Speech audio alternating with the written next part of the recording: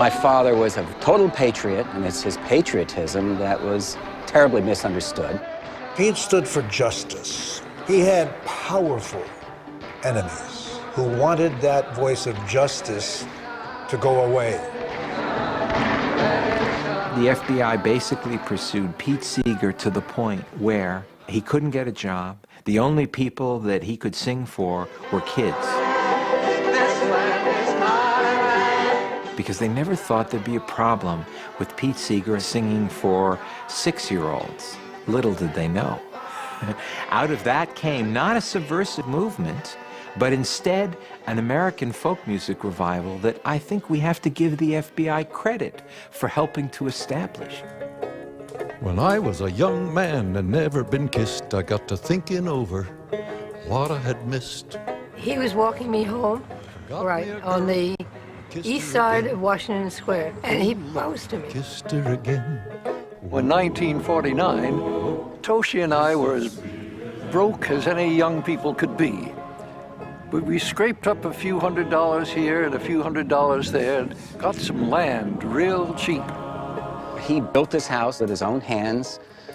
We had no running water through my early grade school years, no electricity. Little boxes on the hillside, little boxes made of ticky-tacky little boxes.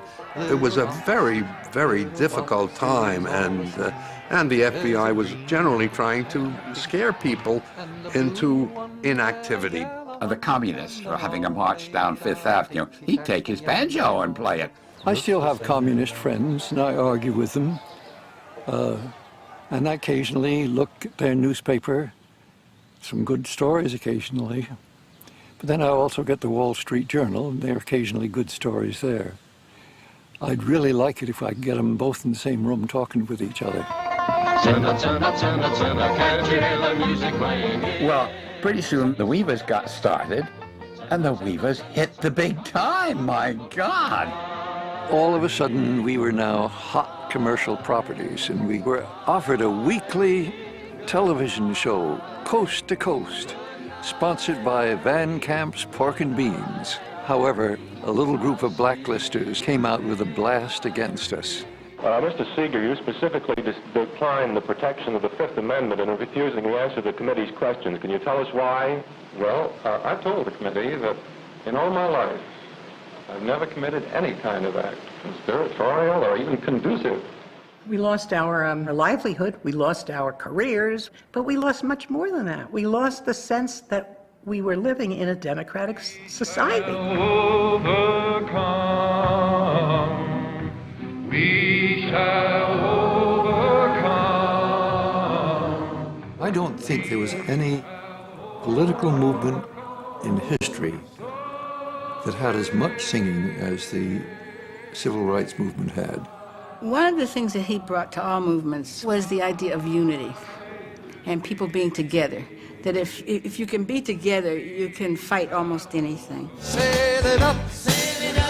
40 years ago, the Hudson River was like Dodge City. You could do pretty much anything you wanted. Sewage contamination, oil contamination. Pete wants to clean up the river. Everybody says, Pete, you can't clean up the river. That didn't stop Pete.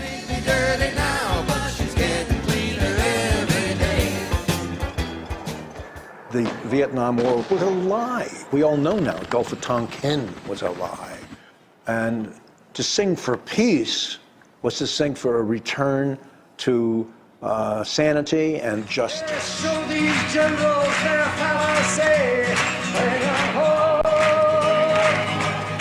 They don't have the right weaponry. Bring 'em home, bring 'em home. The world needs housing, food and schools.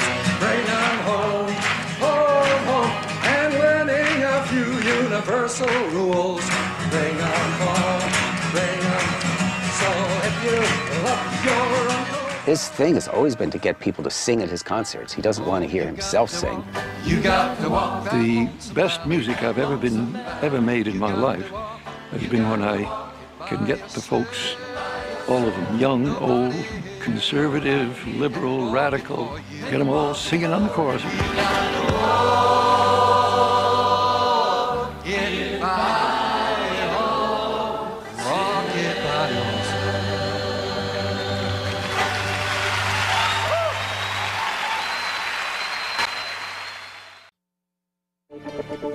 They knock our socks off and take our breath away. They go their own way, find their own voice. They show us a new way of seeing and believing.